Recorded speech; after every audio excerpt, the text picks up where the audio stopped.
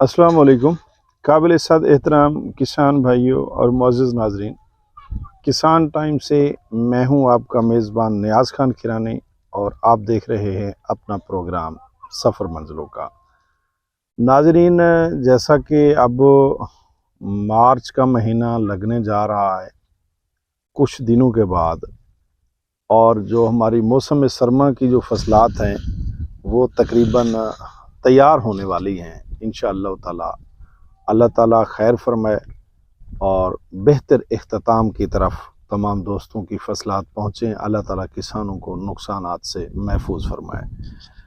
तो इसके बाद किसान दोस्त मुख्तलिफ़ तरह के मशवरे करते हैं, एक दूसरे से बात करते हैं कि हमारा नेक्स्ट फर्दर प्लान कौन सा होना चाहिए, हमें कौन सी फसलात काश्त करनी चाहिए।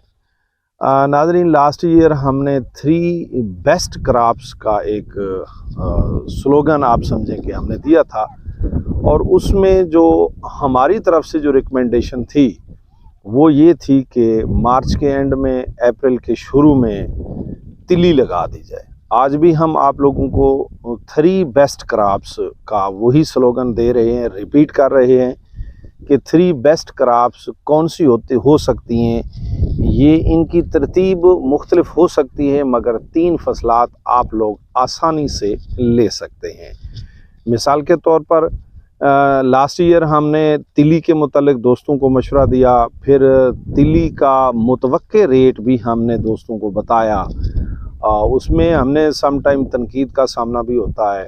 तो आज तिली का जो रेट चल रहा है उसने हमारी बात को साबित कर दिया है कि हमने, अब यूँ समझें कि जो हमने गुजारिश की थी वो अल्लाह ताला ने अपनी मेहरबानी से दुरुस्त साबित फरमा दी। और वही बात हम आगे चलाते हैं कि देखें कि तिली जो है ना, ये हमारी ग़िज़ा नहीं है, हमारी खुराक नहीं है। महंगी फसल है, हम इसको किसी सूरत अपनी खुराक के तौर पर इस्तेमाल नहीं कर सकते। हमेशा तिली एक्सपोर्ट होती है और इस साल भी तिली एक्सपोर्ट हुई है और अब भी एक्सपोर्ट हो रही है। अब उसका रेट जो है वो हमारे हाथों से बाहर निकल चुका है। तो आने वाले सालों में फिर इसकी यही सूरत हाल हमें नज़र आ रही है। मुझे तो यूँ नज़र आ रहा है कि लास्ट ईयर जो तिली थी अमूमी तौर पर 17,000 के ऊपर नीचे आम किसान ने जो सेल की है वो 17,000 के ऊपर नीचे 18,000 19,000 तक भी लोगों ने सेल की है। किस्मत वालों ने जिन्होंने रख ली थी 21-22,000 का मन भी सेल किया है। लेकिन इंशाअल्लाह ताला मैं तवक्को करता हूँ अल्लाह रब्बुल इज़्ज़त पे कि मुझे ऐसे लग रहा है कि आने वाले साल किसान तिली 20,000 के ऊपर सेल करेगा। तो इसके मुख्तलिफ बेस्ट साइकिल्स हैं कि हम कौन सा साइकिल अपनाएं और वो हमारे लिए बेहतरीन रह सकता है। इसके लिए सबसे पहले डिपेंड करता है कि आपकी ज़मीन कैसी है। बिलफर्ज अगर आपकी ज़मीन रेतली किस्म की है, कोई ख़ास अच्छी ज़मीन नहीं है, तो उसके लिए बेहतरीन साइकिल जो हमें समझ आता है वो ये है कि आप फर्स्ट नंबर पे तो आप लोग तिली काश्त कर लें। उसके लिए आप लोगों को टेम्परेचर देखना पड़ेगा। जैसे ही टेम्परेचर 25 से मुस्तकिल तौर पर बढ़ जाता है, यानी 30 के ऊपर चला जाता है, 31, 32, 34, 35 का टेम्परेचर है, तो आप लोग तिली काश्त कर दें। उसकी जर्मिनेशन भी ठीक होगी, ग्रोथ भी उसकी ठीक होगी। और सम टाइम ये टेम्परेचर मार्च की जो सेकंड हाफ है, जो दूसरा निस्फ है मार्च का, यानी तीसरे हफ्ते में और चौथे हफ्ते में ये टेम्परेचर हो जाता है, तो आप तिली काश्त कर सकते हैं। इंशाअल्लाह ताला जर्मिनेशन भी होगी और फिर वो आगे भी बढ़ेगी।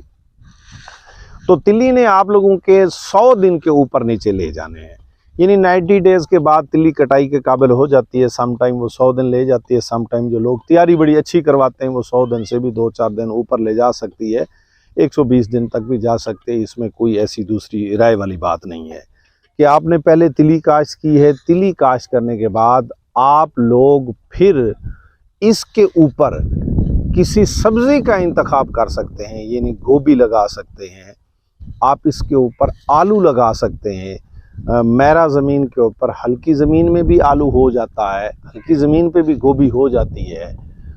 आप लोग आसानी से ये चीज़ें लगा सकते हैं। ये गर्मियों की 2 फसलात आप लोगों को हासिल होंगी और आपका रकबा भी नवंबर से पहले पहले खाली हो जाएगा, और फिर आप लोग उसके ऊपर गंदम भी काश्त कर सकते हैं। हाँ, अगर आप लोगों का रकबा अच्छा है तो फिर आप इसका कम्बिनेशन कुछ इस तरीके से भी कर सकते हैं कि आप तिली लगाओगे अप्रैल के अंदर, अप्रैल के पहले हफ्ते में, दूसरे हफ्ते में आप तिली लगाएं, तो इंशाअल्लाह ताला आप लोगों का जुलाई के आखिरी हफ्ते में तिली वाला रकबा खाली हो जाएगा। आप सितंबर के पहले अगस्त के पहले हफ्ते में या अगस्त के दूसरे हफ्ते में, दूसरे हफ्ते के अंदर अगस्त के पहले और दूसरे हफ्ते में अगर आपका रकबा अच्छा है, पानी खड़ा करता है, तो 1509, 1692, 1847 ये जो हाइब्रिड चावल जितने हैं जो 90 डेज से पहले पहले तैयार हो जाते हैं, वो आप लोग काश्त कर सकते हैं और उसकी आप लोगों को बेहतरीन आमदन हासिल होगी। और उसके बाद फिर वही चावल आप लोगों का 10वें महीने के आखिरी हफ्ते तक तैयार हो जाता है और आप लोग नवंबर में जो है ना अपनी गंदम काश्त कर सकते हैं। कुछ दोस्त जो मक्की के साथ दिलचस्पी रखने वाले होते हैं वो भी इस कम्बिनेशन को चला सकते हैं कि अगर वो अप्रैल के महीने में गंदम के बाद, जैसा कि मौसमियाती तब्दीली है, जब गर्मी आती है तो फिर आ ही जाती है। लास्ट ईयर जितनी भी बारिश हुई थी फिर भी हमारी गंदम 10 अप्रैल के ऊपर नीचे उसकी कटाई हो गई थी। गंदम वाली ज़मीन पे हमने 18 तारीख, 19 तारीख, 20 तारीख को बाकायदा तौर पर लेज़र वगैरह करवाने के बाद वहाँ पर हमने कपास काश्त कर दी थी। तो इसका मकसद है हम जैसे लेज़ी लोग अगर 20 तारीख को काश्त कर सकते हैं तो फिर आप जैसे माशाअल्लाह मुस्तैद किस्म के लोग और एनर्जेटिक किस्म के हमसे भी पहले काम कर सकते हैं। यानी अगर आप अपनी तिल्ली अप्रैल के पहले दूसरे हफ्ते में काश्त कर लेते हैं, आपकी तिल्ली जुलाई के आखिरी हफ्ते में तैयार हो जाती है, उसकी हार्वेस्टिंग करके यानी कटाई करके एक जगह पर आप उसे जमा कर लेते हैं, जगह को खाली करके, तो आप लोग अगस्त के पहले हफ्ते में वहाँ मक्की भी काश्त कर सकते हैं, पकने वाली, बीज वाली।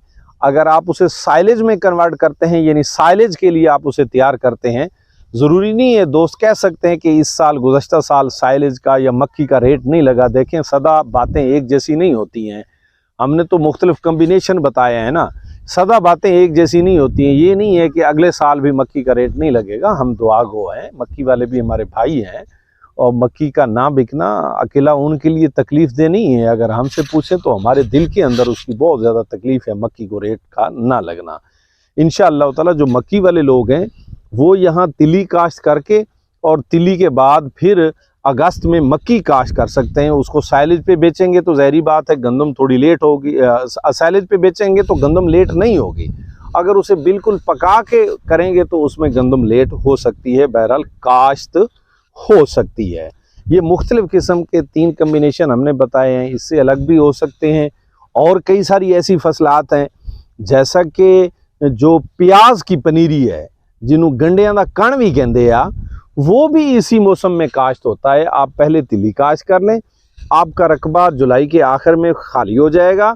आप अगस्त के एंड में, सितंबर के पहले हफ्ते, सितंबर के दूसरे हफ्ते, अक्टूबर के पहले हफ्ते, अक्टूबर के दूसरे हफ्ते आप वहाँ पर वो जो प्याज की पनीरी है वो भी काश्त कर सकते हैं। नाजरीन, प्याज की पनीरी इस साल, अब मैंने तो काश्त नहीं की थी, ऐसे लंबी छोड़ दें तो उसका फ़ायदा नहीं है। अलबत्ता मेरे कज़न, मेरे रिश्तेदार, मेरे करीबी जो लोग हैं उन्होंने 20-20 लाख का एकड़ बेचा है। अभी भी मेरा भांजा जो है ना वो उसकी गंदों जो प्याज की पनीरी है अभी लास्ट कल वो ख़त्म हुई है। मैंने एक दोस्त को उससे लेकर, किसी को दोस्त को दी है उससे लेकर, तो वो 7 से 8 हज़ार का गट्टू सेल हो रहा था प्याज की पनीरी का। कोई इतनी अंडर एस्टिमेट करने वाली ये चीज़ भी नहीं है। आप वो प्याज की पनीरी भी काश्त कर सकते हैं। मतलब आप तिली काश्त करें, तिली के साथ आलू या गोभी का कम्बिनेशन बना लें, फिर ऊपर गंदम आ जाएगी। आप तिली काश्त करें, तिली के साथ चावल का कम्बिनेशन बना लें, ऊपर गंदम आ जाएगी। आप तिली काश्त करें, तिली के ऊपर मकई का कम्बिनेशन बना लें, ऊपर गंदम फिर भी आ सकती है। तिली काश्त करें, तिली के ऊपर प्याज की पनीरी काश्त कर लें, ऊपर फिर भी गंदम आ जाएगी। तो ये है, इंसान की थोड़ी सी अपनी स्ट्रगल भी होती है। अगर इस तरीके से आप लोग थोड़ी मैनेजमेंट बेहतर कर लें तो 3 बेस्ट क्रॉप्स आ सकती हैं जो आप लोगों को खातिर खा नफ़ा दे सकती हैं। ज़ाहिर बात है कि ठेके के रकबे हैं, अगर साल में 2 फसलात काश्त करें तो समटाइम ज़मींदार भाई गिला करते हैं कि ठेका बहुत ज़्यादा होता है और वो पूरा नहीं होता है। ज़हरी बात है और सच्ची बात है, इस तरह के मसाइल हैं।